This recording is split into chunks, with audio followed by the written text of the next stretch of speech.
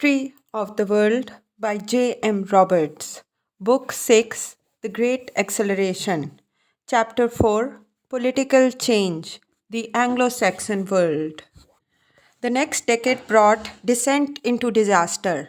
The need to organize Kansas blew up the truce which rested on the 1850 Compromise and brought about the first bloodshed as abolitionists strove to bully pro slavery Kansas into accepting their views.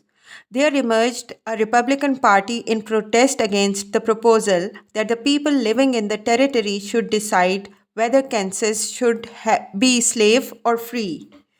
Kansas was north of the 36-degree 30 line. The anger of abolitionists now mounted too. Whenever the law supported the slave owner, as it did in a notable Supreme Court decision in 1857 in the Dred Scott case, which returned a slave to his master.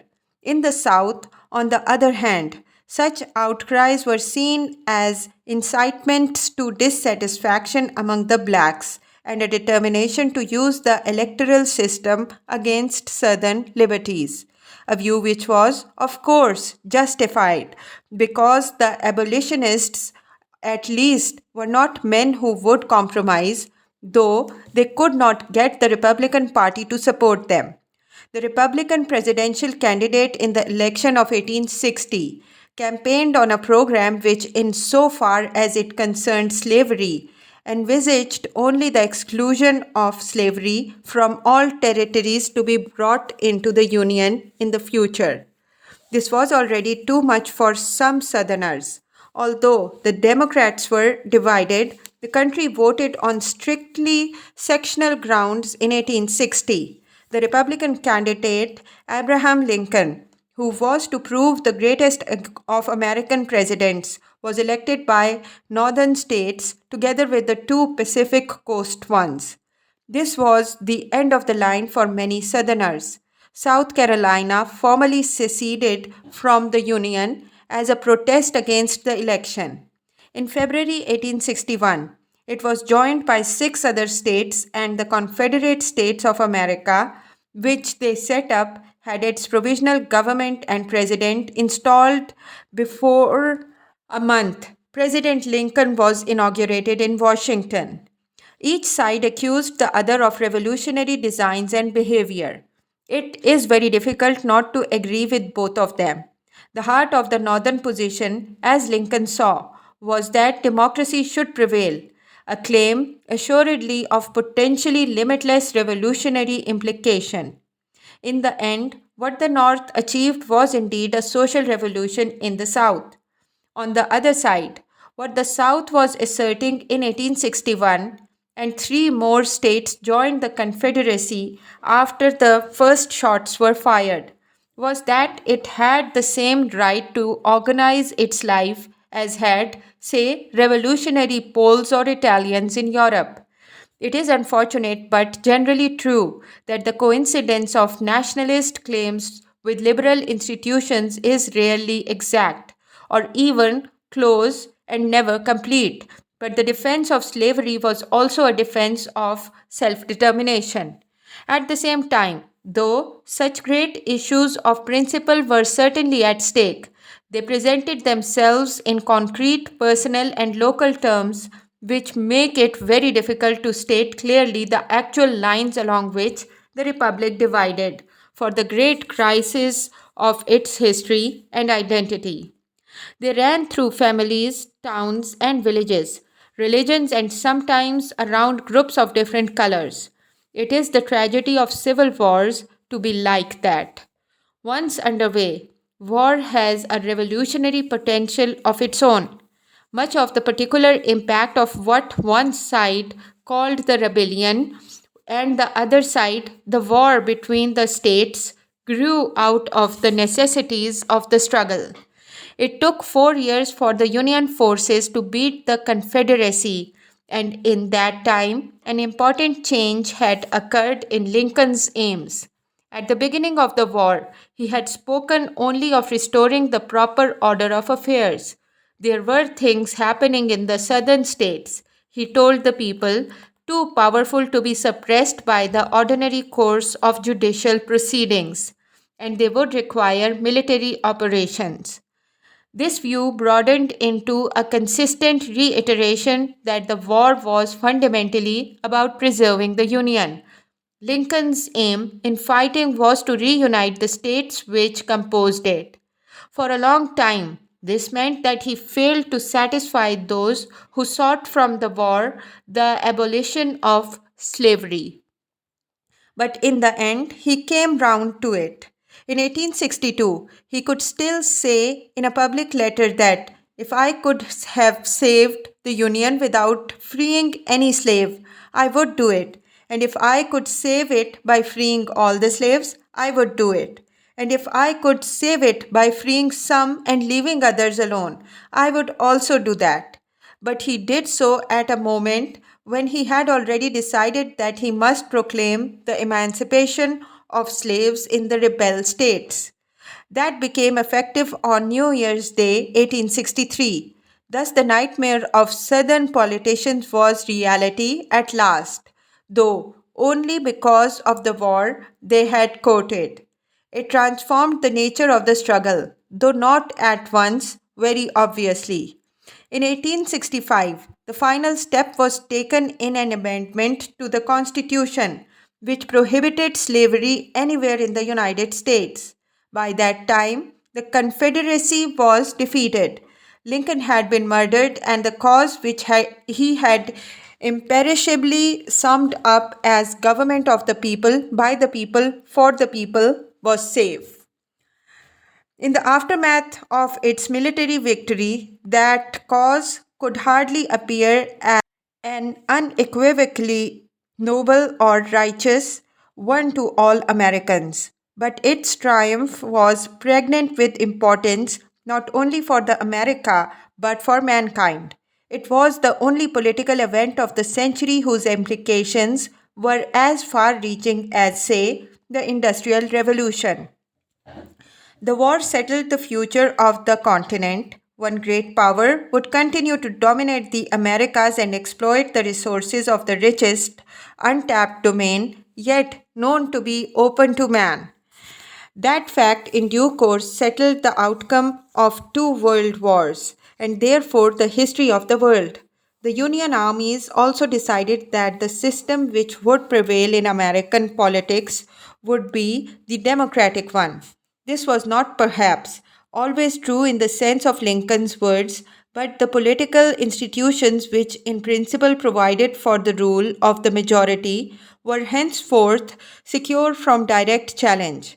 This was to have the incidental effect of linking democracy and material well being closely in the minds of Americans.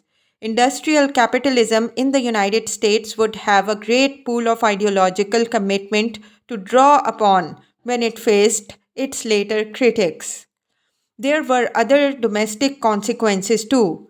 The most obvious was the creation of a new color problem. In a sense, there had been no color problem while slavery existed. Servile status was the barrier separating the overwhelming majority of blacks. There had always been a few free among them from whites, and it was upheld by legal sanctions. Emancipation swept away the framework of legal inferiority and replaced this with a framework or myth of democratic equality when very few Americans were ready to give this social reality. Millions of blacks in the South were suddenly free. They were also, for the most part, uneducated, largely untrained except for field labor, and virtually without leadership of their own race. For a little while in the southern states, they learned for support. They leaned for support on the occupying armies of the Union. When this prop was removed, blacks disappeared from the legislatures and public offices of the southern states, to which they had briefly aspired in some places. They disappeared from the polling booths too. Legal disabilities were replaced by a social and physical coercion, which was sometimes harsher than had been the old regime of slavery. The slave at least had the value to his master of being an investment of capital. He was protected like other property and was usually ensured a minimum security and maintenance. Competition in a free labor market at the moment when the economy of large areas of the South was in ruins, with impoverished whites struggling for subsistence, was disastrous for the black. By the end of the century, he had been driven by a poor white population, bitterly resentful of defeat and emancipation, into social subordination and economic deprivation. From this was to stem immigration to the north and new racial problems in the 20th century. As another consequence of the war, the United States retained a two party system between them. The Republicans and the Democrats have continued to divide the presidency to this day, not often threatened by third parties. There was nothing to make this probable before 1861. Many parties had come and gone, reflecting different movements in American society. But the war was to rivet upon the Democratic Party a commitment to the Southern cause, which at first was a grave handicap because it carried the stigma of disloyalty. No Democrat was president until 1885. Correspondingly, it won for the Republicans the loyalty of northern states and the hopes of radicals who saw in them the saviors of the Union and democracy and the liberators of the slave. Before the inadequacy of these stereotypes was clear, the parties were so deeply rooted in certain states that their predominance in them, let alone survival, was unchallengeable. 20th century American politics would proceed by internal transformation of two great parties, which long reflected their primitive origins. From the moment the Republicans of 1865 had it all their own way, perhaps they would have found a way to reconcile the South if Lincoln had lived. As it was, the impact of their policies upon defeated and devastated South made the Reconstruction years bitter ones. Many Republicans strove honestly to use the power they had to ensure democratic rights for the blacks. Thus, they ensured the future hegemony of the Democrats in the South. But they did not do too badly. Soon the economic tide was with them as the great expansion, interrupted briefly by the war, was resumed. This expansion had been going on for 70 years and was already prodigious. Its most striking manifestation had been territorial. It was about to become economic. The phase of America's advance to the point at which her citizens would have the highest per capita income in the world was just opening in 1870s. In the euphoria of this huge blossoming of confidence and expectation, all political problems seemed for a while to have been solved. Under Republican administrations, Americans turned, not for the last time, to the assurance that the business of America was not political debate but business. The South remained largely untouched by the new prosperity and slipped even further behind the North. It had no political leverage until an issue capable of bringing support to the Democrats in other sections turned up. Meanwhile, the North and the West could look back with confidence that the astonishing changes of the previous 70 years promised even better times ahead. Foreigners could feel this too. That is why they were coming to the United States in growing numbers, 2.5 million in 1850s alone. They fed a population which had grown from just over 5.25 million in 1800 to nearly 40 million in 1870. About half of them by then lived west of the Alleghenies, and the vast majority of them in rural areas.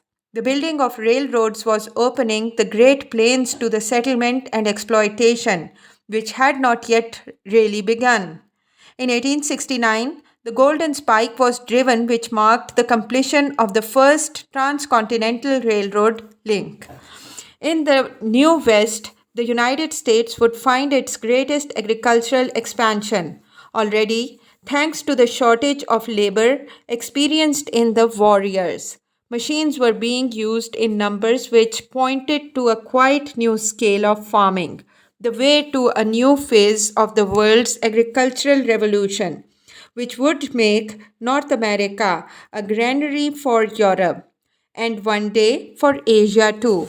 There were 250,000 mechanical reapers alone at work by the end of the war. Industrially, too, great years lay ahead. The United States was not yet an industrial power to compare with Great Britain. In 1870, there were still less than 2 million Americans employed in manufacturing, but the groundwork was done.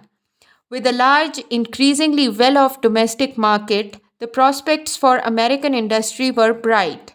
Poised on the brink of their most confident and successful era, Americans were not being hypocritical in forgetting the losers.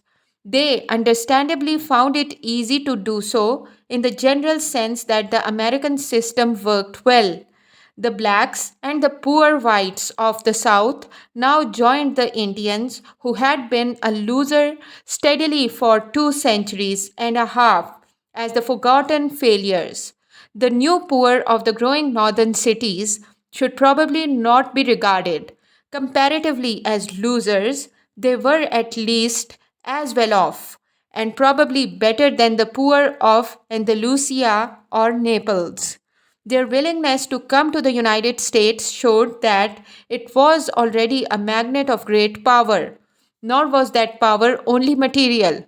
Besides, the wretched refuse there were the huddled masses yearning to breathe free. The United States was in 1870 still a political inspiration to political radicals elsewhere, though perhaps her political practice and forms had more impact in Great Britain, where people linked both approvingly and disapprovingly democracy with the Americanization of British politics than in continental Europe. Such transatlantic influences and connections were aspects of the curious, fitful, the tenacious relations between the two Anglo Saxon countries. They both underwent revolutionary change, though in wholly different ways. Yet, here, perhaps the achievement of Great Britain in the early 19th century is even more remarkable than the transformation of United States. At a time of unprecedented and potentially dislocating social upheaval, which turned her within a single lifetime into the first industrialized and urbanized society of modern times. Great Britain managed to maintain an astonishing constitutional and political continuity at the same time. She was acting as a world and European power as the United States never had to, and ruled a great empire. In this setting, she began the democratization of her institution while retaining most of her buttress of individual liberty. Socially, the United Kingdom was far less democratic than the United States in 1870, if the blacks are set aside as a special case. Social hierarchy conferred by birth and land if possible, but if not, money would often do. Stratified the United Kingdom. Every observer was struck by the assured confidence of the English ruling classes that they were meant to rule. There was no American West to offset the deep swell of deference with the breeze of frontier democracy. Canada and Australia attracted restless immigrants, but in so doing, removed the possibility of their changing the tone of English society. Political democracy developed faster than social. On the other hand, even if the universal male suffrage, already long established in the United States, would not be introduced until 1918. The democratization of English politics was already past the point of reversibility by 1870. This great change had come about within a few decades, though it had deeply libertarian institutions, equality at law, effective personal liberty, a representative system. The English Constitution of 1800 had not rested on democratic principles. Its basis was the representation of certain individual and historic rights and the sovereignty of the Crown in Parliament. The accidents of the past produced from these elements an electorate large by contemporary European standards. But as late as 1832, the word democratic was a pejorative one, and few thought it indicated a desirable goal. To most Englishmen, democracy meant the French Revolution and military despotism. Yet, the most important step towards democracy in the English political history of the century was taken in 1832. This was the passing of a Reform Act which was not itself democratic and was, indeed, intended by many of those who supported it to act as a barrier to democracy. It carried out a great revision of the representative system, removing anomalies such as the tiny constituencies which had been effectively controlled by patents, to provide parliamentary constituencies which better, though still far from perfectly, reflected the needs of a country of growing industrial cities, and above all, to change and make more orderly the franchise. It had been based on a jumble of different principles in different places.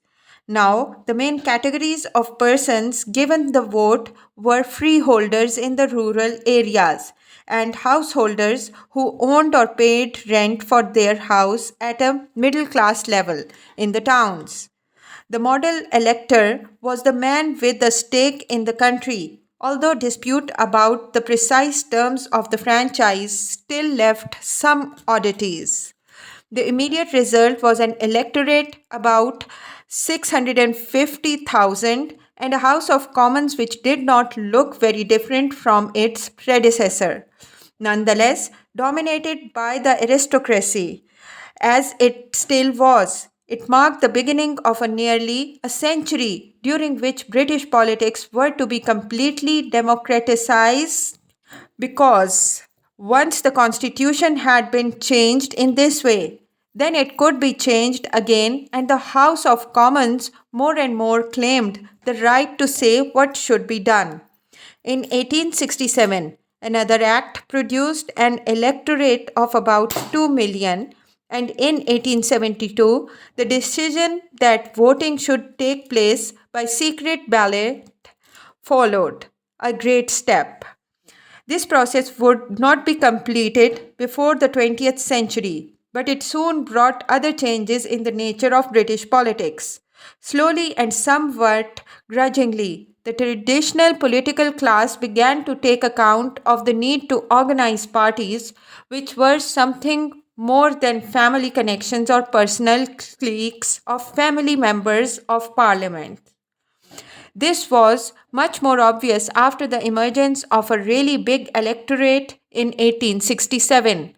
But the implication that there was a public opinion to be courted which was more than that of the old landed class was grasped sooner than this. All the greatest of English parliamentary leaders in the 19th century were men whose success rested on their ability to catch not only the ear of the House of Commons, but that of the important sections of society outside it. The first and possibly most significant example was Sir Robert Peel, who created English conservatism. By accepting the verdicts of public opinion, he gave conservatism a pliability which always saved it from the intransigence into which the right was tempted in so many European countries. The great political quarrel of Corn Law repeal demonstrated this. It was not only about economic policy, it was about who should govern the country and was in some ways a complementary struggle to that for parliamentary reform before 1832. By the middle of the 1830s, the conservatives had been brought by Peel to accept the consequences of 1832, and in 1846 he was just able to make them do the same over the Protective Corn Laws, whose disappearance showed that landed society no longer had the last word. Vengefully, his party, the stronghold of the country gentlemen who considered the agricultural interests the embodiment of England and themselves, the champions of the agricultural interest, turned on Peel soon afterwards and rejected him.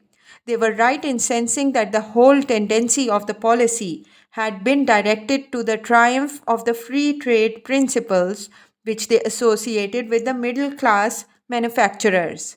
Their decision divided their party and condemned it to paralysis for 20 years. But Peel had, in fact, rid them of an incubus. He left it free when reunited to compete for the electorate's goodwill, untrampled by commitment to the defense of only one among several economic interests. The redirection of British tariff and fiscal policies towards free trade was one side, though in some ways the most spectacular of a general alignment of British politics towards reform and liberalization in the central third of the century. During this time, a beginning was made with the local government reform, significantly in the towns, not in the countryside, where the landed interest was still the master. A new poor law was introduced. Factory and mining legislation was passed and began to be effectively policed by inspection. The judicial system was reconstructed. Disabilities on Protestant nonconformists, Roman Catholics, and Jews were removed. The ecclesiastical monopoly of matrimonial law, which went back to Anglo Saxon times, was ended. A postal system was set up that became the model on which other nations would shape theirs. And a beginning was even made on tackling the scandalous neglect of public education.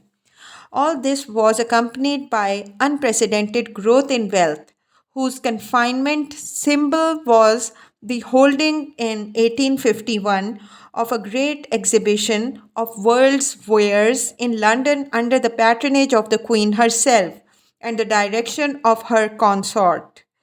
If the British were inclined to bumptiousness, as they seemed to have been in the central decades of Victoria's reign, then it may be said that they had grounds. Their institutions and economy had never looked healthier. Not that everyone was pleased. Some mourned about a loss of economic privilege. In fact, the United Kingdom continued to display extremes of wealth and poverty as great as any other countries. There was somewhat more substance to the fear of creeping centralization. Parliamentary legislative sovereignty led to bureaucracy invading more and more areas which had previously been immune to government intervention in practice. England in the 19th century was very far from concentrating power in her state apparatus to the degree which has now become usual in all countries.